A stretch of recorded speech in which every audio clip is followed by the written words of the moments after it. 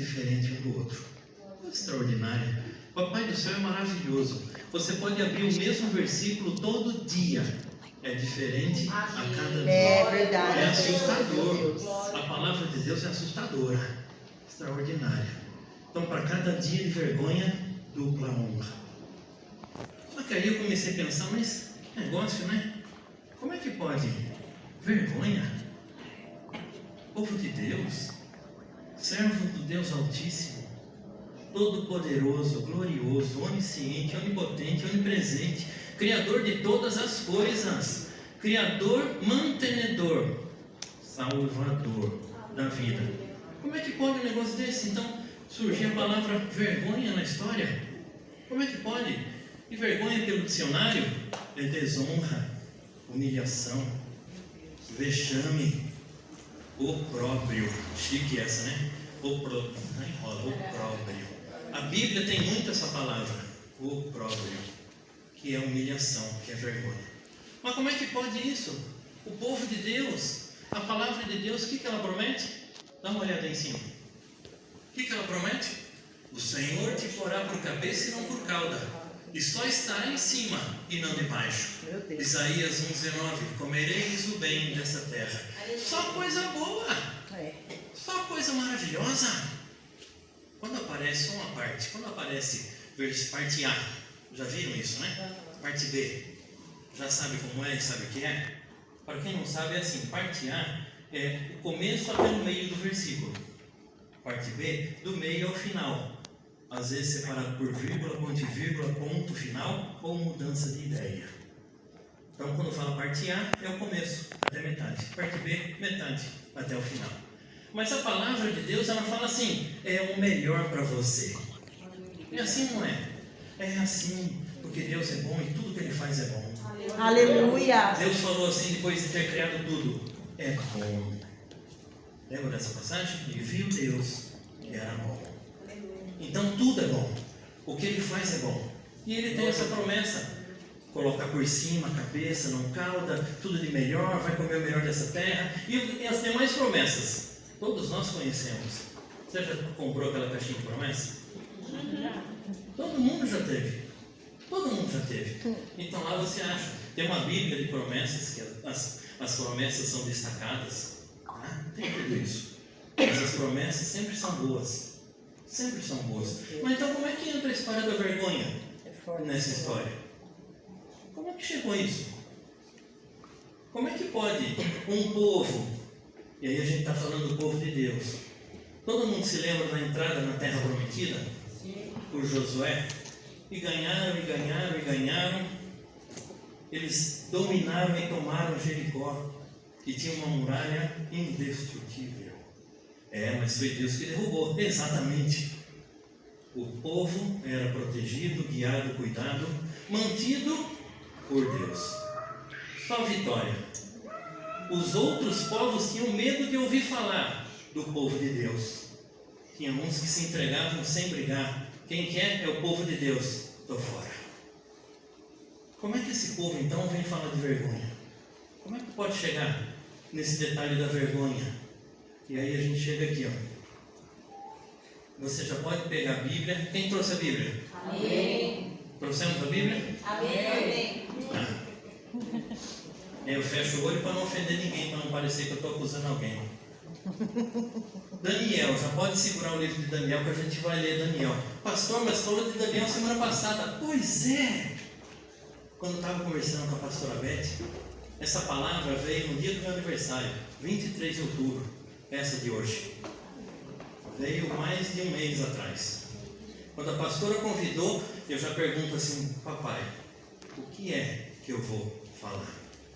A palavra eu nunca escolho, sempre deixo Deus escolher. Amém. Nunca.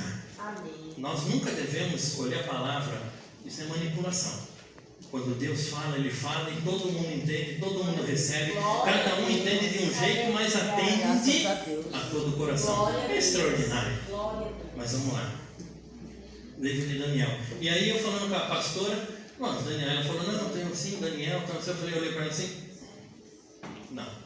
O que você vai pregar? Semana passada. Aí ela falou assim: não, então tá bom. O interessante é que eu nunca falei para ela, nem para as meninas, o que eu iria pregar. Nunca falei. Sempre deixo separado. Mas aí Daniel, vamos continuar, já que você achou o livro. Daniel 1:2 fala assim: e no ano terceiro do reinado de Joiaquim, rei de Judá, veio Nabucodonosor, rei da Babilônia, a Jerusalém, e a sitiou. E o Senhor entregou nas suas mãos a Joiaquim, rei de Judá, e uma parte dos utensílios da casa de Deus. E ele os levou para a terra de Sinar, para a casa do seu Deus, e pôs os utensílios na casa do tesouro do seu Deus. O povo de Deus perdeu até os utensílios do templo. O povo de Deus, vitorioso, protegido, perdeu até as coisas que guarneciam o templo de Deus. Isso é humilhação, né? Isso é humilhação. Perdeu até as coisas que decoravam a igreja do Senhor. Perdeu tudo. Perdeu tudo. E aí, Jerusalém foi sitiada, foi tomada, o templo foi saqueado, foi levado, tudo que tinha lá. Era ouro, prata, bronze, tudo de melhor. A palavra fala que as colunas do templo de bronze não tinha como se medir a quantidade. Sabia que as colunas do templo da entrada tinham nome? Jaquim e Boaz. Ele se revelará e ele tem poder. Amém. O nome das duas colunas, até isso foi levado. Derrubaram ela e levaram. Olha que coisa. Isso é humilhação. Não tinha mais nada, não tinha nem como se defender. Não tinha mais nada. O povo vitorioso de Deus. Mas aí você começa a perguntar, mas por que ele passou isso? Por que deixou de ser cabeça? Por que deixou de estar por cima? Por quê? Servia a Deus. A palavra fala que Deus não muda. O tema da igreja quadrangular é o mesmo ontem, hoje e eternamente. Mas então que negócio é esse? Ficou fraquinho, estava dormindo. Deus não dorme nem cochila, a palavra fala. Então o que aconteceu na história? Como é que pôde chegar a isso? Como pode Nabucodonosor, que tinha um império vasto, poderosíssimo, como pode chegar lá e fazer tudo isso, inclusive tocar nos utensílios do templo, sem nenhum problema? Nenhum soldado morreu por conta disso. Ele não morreu por ter mandado tirar tudo que tinha lá. Não aconteceu nada. Como é que pode chegar nisso? E aí vem a palavra, a resposta. Segundo Crônicas 36:14 fala assim, presta atenção. Também todos os chefes dos sacerdotes e o povo aumentavam de mais em mais as transgressões, segundo todas as abominações dos gentios, e contaminaram a casa do Senhor, que ele tinha santificado em Jerusalém. E o Senhor Deus e seus pais falou-lhes constantemente por intermédio dos mensageiros, porque se compadeceu do seu povo e da sua habitação. Eles, porém, zombaram dos mensageiros de Deus e desprezaram as suas palavras e ridicularizaram os seus profetas. Por que então eles foram humilhados? Porque eles pecaram contra Deus. E Deus, na bondade dele, chamava a atenção: não faz isso, não faça assim, não anda desse jeito, não fale essas coisas, não se junta com esse tipo de pessoa, anda direito, anda na luz, anda com o Senhor, na verdade, na honestidade, na decência, na bondade, no amor, e aí vai, todos nós sabemos, frutos do Espírito, todos nós conhecemos. E o povo fez o contrário. Os sacerdotes fizeram o contrário. Os líderes fizeram o contrário. Os chefes, os bons, os famosos, fez o contrário. E aí o que acontece? O que está escrito aí? Lá em Isaías 59, mas as vossas iniquidades fazem separação entre vós e o vosso Deus, e os vossos pecados encobrem o seu rosto de vós, para que não vos ouça. Misericórdia. Meu irmão, minha irmã, o povo de Deus, que cantava, que louvava, que sacrificava, que fazia culto, que servia a Deus, que conhecia a Deus, que tinha intimidade com Deus. Quem tirou eles do Egito com coluna de fogo e nuvem, livrando das 15 pragas? 10. Tá certo? Quantas são? 10. Ah, tem gente que sabe mais do que eu, tá vendo? Glória a Deus, que livrou o povo disso, que protegeu os primogênitos. Esse Deus, não é que Ele se afasta, Ele vai embora, é os pecados que nós cometemos que nos distanciam de Deus. E esse espaço que fica, o diabo se aproveita, viu? É só o Senhor que bate na porta e espera abrir. O diabo mete o pé e entra. E se a gente abrir a porta por conta do pecado, vem ele e todo mundo que ajuda ele. É dessa maneira. Consegue entender isso? Então, Nabucodonosor chegou lá e acabou, arrasou com tudo, porque o povo pecou. Que pecado, pastor? Aqui fala que eles não consideraram nem a palavra de Deus, nem os avisos que Deus deu, nem a pregação que foi feita. Acabou. E aí, o que aconteceu? O povo forte do Senhor foi humilhado, levado cativo por Nabucodonosor. O povo forte, que todos os demais temiam, porque tinha um Deus Altíssimo, Todo-Poderoso, que cuidava e protegia, foi levado cativo, preso, prisioneiro, para um país que não conhecia. Foi deixado só os idosos e os doentes. O resto foi levado tudo. E Nabucodonosor tinha uma estratégia de guerra. Toda a família ele separava. Mandava um membro da família para cada lado do império. Nunca mais eles se encontravam. Sabia disso? Nunca mais a família se reunia para evitar rebelião e revolta. Ficava no meio do povo, não conhecia ninguém, não tinha com quem fazer conchavo, não tinha com quem fazer acordo, porque nunca mais encontrou família. Isso aí o diabo faz. Ele separa famílias, ele destrói famílias, ele lança família um para cada lado. Gente que não se fala mais dentro da própria família, nem sabe por quê, mas não se fala mais. Não lembra o motivo da briga, mas não se fala mais. Só que nós que conhecemos ao Senhor, nós que servimos ao Senhor, nós que temos o Espírito Santo, porque é Ele quem convence o homem do pecado. Então, se nós entendemos que somos pecadores, é pelo Espírito Santo. Então, nós temos o Senhor e nós sabemos que quais são os mandamentos de Deus? Amar a Deus sobre todas as coisas e o próximo como a você mesmo. Todo o bem que você quer para você, você quer para o próximo. Amém. Todo conforto seu é do próximo. Amém. Tudo que você quer de melhor é para o próximo. Amém. É isso que significa. E o próximo não é aquele que vem depois, é quem está perto. Amém. Consegue entender isso? Então, mais ainda para os familiares. E por que será que o diabo consegue separar famílias como fazia Nabucodonosor? Por que famílias crentes não se falam? Meu Deus. Como é que pode? Se conhece o amor, o perdão de Deus.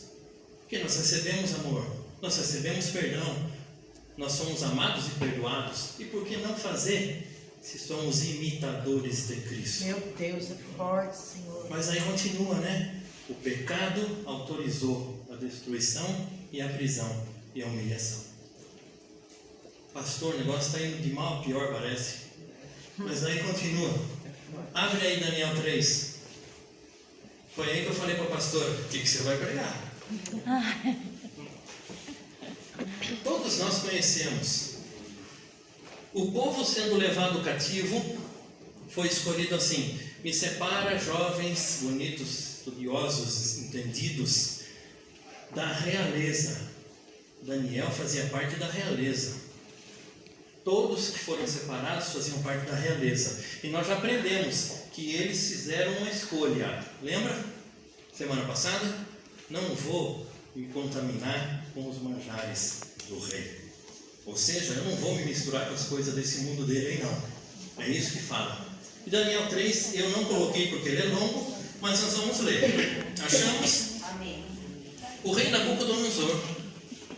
Deixa eu só pegar aqui, peraí. Porque a mesma coisa que aparece aí eu deixo no celular, tá? O rei Nabucodonosor fez uma estátua de ouro cuja altura era de 60 côvados e a largura de 6 côvados. Levantou-a no campo de Dura, na província da Babilônia. Então o rei Nabucodonosor mandou juntar os sátrapas, essa aí sempre enrola a língua, né? Os prefeitos, os governadores, os juízes, os tesoureiros, os magistrados, os conselheiros e todos os oficiais das províncias para que viessem à consagração da estátua que o rei Nabucodonosor tinha levantado. De modo que se ajuntaram os sátrapas, os prefeitos, governadores, juízes, tesoureiros, magistrados, conselheiros e todos os oficiais das províncias para a consagração da estátua que o rei Nabucodonosor tinha levantado, e estavam em pé diante da imagem que Nabucodonosor tinha levantado. Então o arauto, todo mundo sabe o que é arauto? Anunciador, aquele que vem primeiro anunciar, apregoava em alta voz: ordena-se a vós, ó povos, nações e gente de todas as línguas, quando ouvirdes o som da trombeta, do pífaro, da harpa, da cítara, do saltério, da gaita de foles e de toda sorte de música, vos prostrareis e adorareis a imagem de ouro que o rei Nabucodonosor levantou. Para um segundo aí. O império, lembra que eu falei que o império de Nabucodonosor era vasto? Tinha todo tipo de gente, de língua, de povo, que era prisioneiro dele. Ele chamou todo mundo. Qualquer que não se prostrar e não adorar será na mesma hora lançado na fornalha de fogo ardente. Aí todo mundo lembrou dessa passagem agora, né?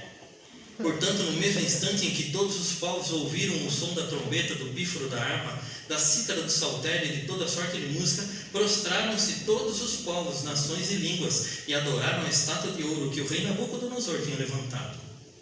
Ora, no mesmo instante, chegaram-se alguns homens astrólogos e acusaram os judeus. Aí começa as dores de cotovelo, a inveja, o ciúme.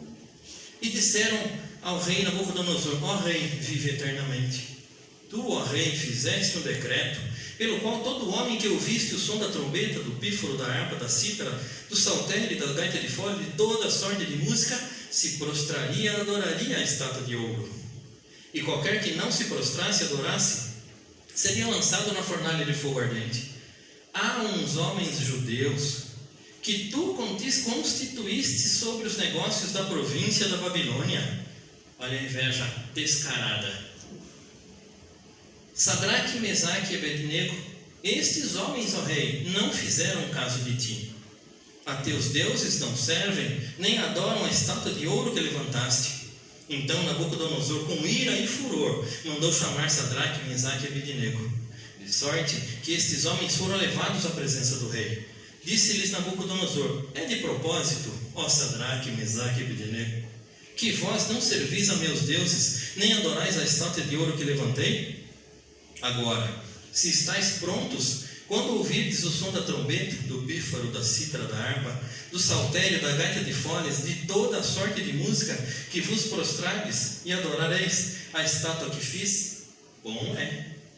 Mas se não a adorardes, sereis lançados na mesma hora na fornalha de fogo ardente. E quem é o Deus que vos poderá livrar das minhas mãos? Está aí a humilhação persistindo. Está aí a humilhação, porque eles, ainda que fossem alto escalão, porque lembra dos dor de cotovelo, falou assim, que o Senhor constituiu eles sobre os negócios, ou seja, o Senhor colocou autoridade na mão deles. Mas eles eram escravos, eles eram presos, eles eram dependentes. Se o rei falasse assim, acordasse pelo dia e falasse assim: mata ele, ninguém discutia e acabou. Eles eram ainda prisioneiros humilhados, sem terra, sem nação, sem direito de voltar para Jerusalém, sem templo para orar e glorificar a Deus, sem nada. Eles continuavam prisioneiros. E aí vem um detalhe: Continua. Deixa eu ver se está aqui. Aqui. Lá em Daniel fala assim, eis que... Não, perdão, deixa eu continuar aqui, que senão vai... Peraí. Responderam Sadraque, versículo 16. Responderam Sadraque, Mesaque e Abednego ao rei Nabucodonosor: não necessitamos de que te respondermos esse negócio.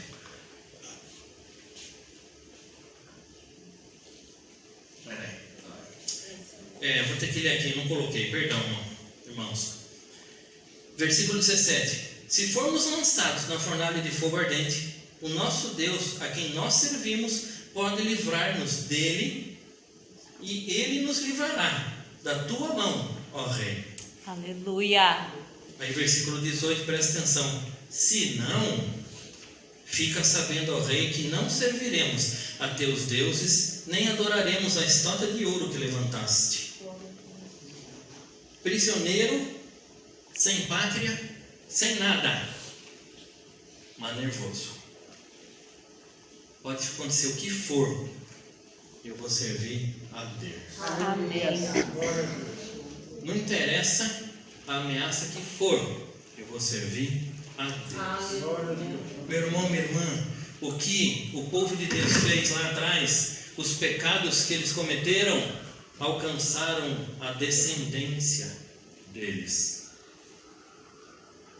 Os filhos nasceram no cativeiro, morreram no cativeiro. O pecado lá atrás passou por gerações até que Deus perdoasse. Lembram-te da história de Daniel? Lembram do tempo que passou lá? Passou 4 reis até que liberasse a volta. Daniel nunca voltou, morreu lá. Nunca viu. De adolescente até morrer, ele foi prisioneiro, ele foi cativo.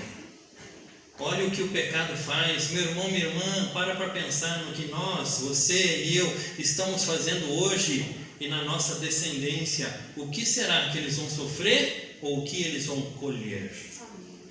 Verdade. Você que vai fazer a decisão hoje. Hoje. É isso que você tem que pensar. Até agora foi só humilhação. Misericórdia, hein? Oh, meu Deus do céu. Foi só humilhação até agora. Mas vamos lá. 19.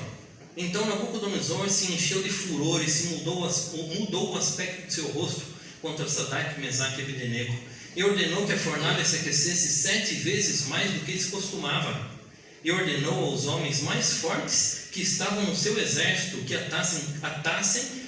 amarrassem Sadraque, Mesaque e Abednego, para que os lançassem na fornalha de fogo ardente. Ele chamou os homens mais fortes, tarubado. Sabe aquele barriga de tanquinho?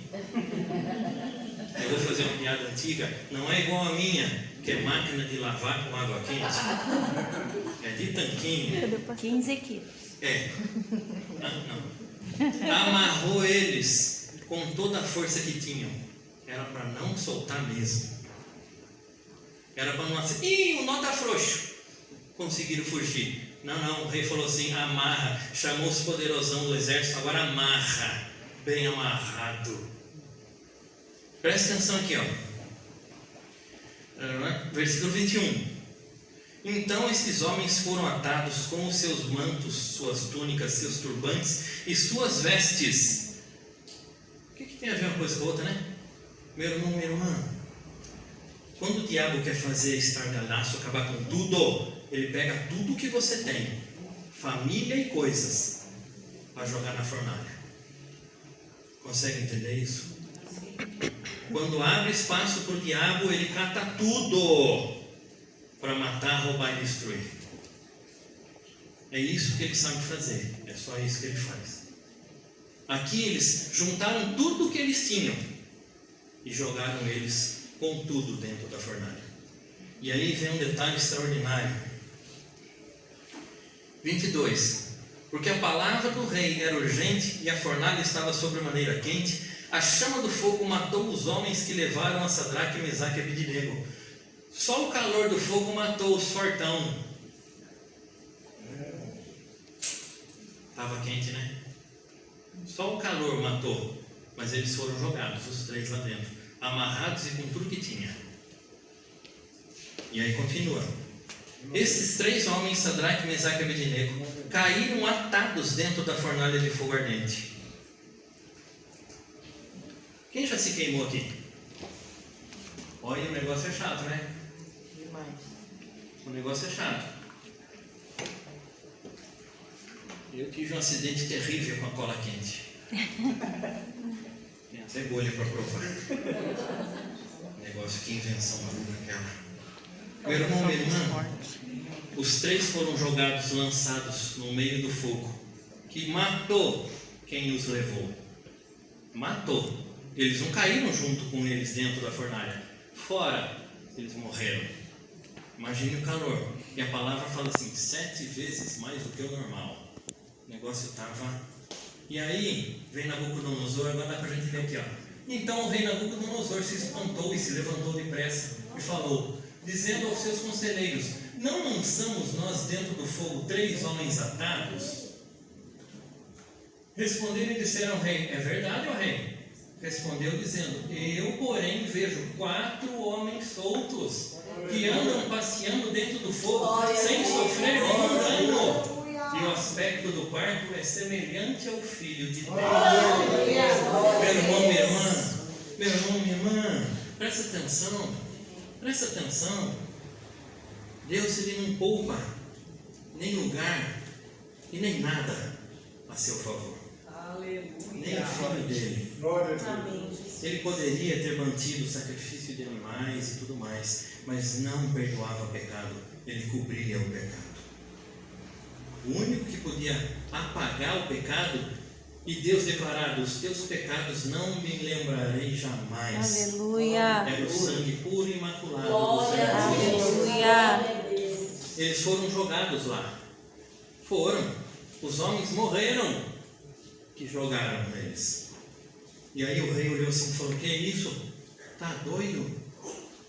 A gente não jogou 3? Só para confirmar, ele estava vendo, ele sabia, ele que mandou. Aí todo mundo, foi. Então, mas eu estou vendo 4, andando no meio do fogo. Com tudo o que tinha. Lembra que foi jogado com tudo que tinha? As vestes e tudo mais? Com tudo que tinha. Preservado e protegido. É isso que a gente tem que lembrar. E aí continua. Versículo 26. Então se chegou Nabucodonosor à porta da fornalha de fogo ardente e disse, Sadraque, Mesaque e Abednego, presta atenção nessa frase, servos do Deus Altíssimo, Aleluia. saí e vinde. Então Sadraque, Mesaque e Abednego saíram do meio do fogo. Simples assim. Deus é simples. Ainda que Ele Aleluia. seja extraordinário, Deus é simples. O serviço para Deus é simples. O que nós temos que fazer? Cumprir a palavra de Deus.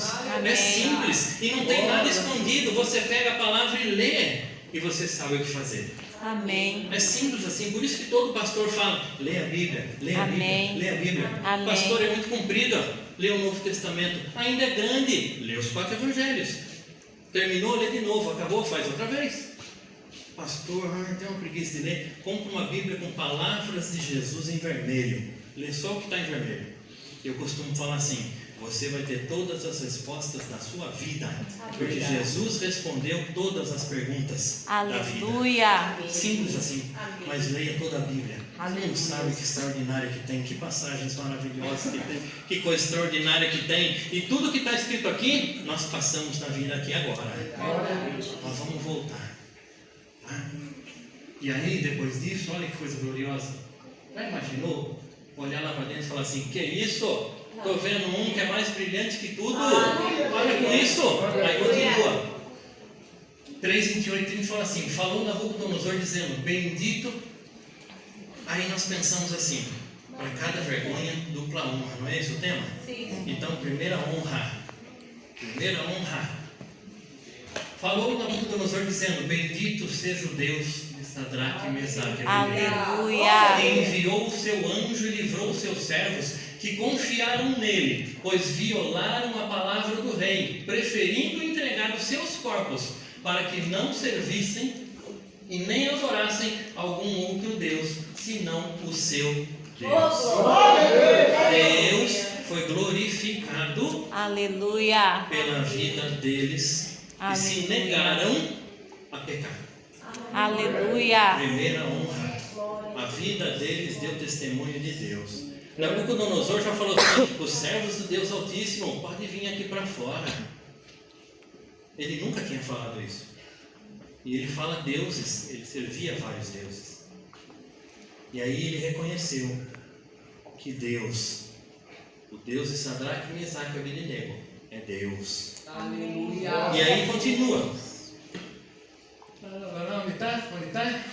Será? Por mim. Por mim, pois, é feito um decreto pelo qual todo povo e nação e língua que disser blasfêmia contra o Deus de Sadraque, Mesaque e Abednego seja despedaçado, e as suas casas sejam feitas em monturo, porquanto não há outro Deus que possa livrar como este. Glória. Aleluia. Honra espiritual. Primeira honra, honra espiritual. Aí vem a segunda, olha o detalhezinho. Então o rei fez prosperar a Sadraque, Mesaque e Abednego na província da Babilônia.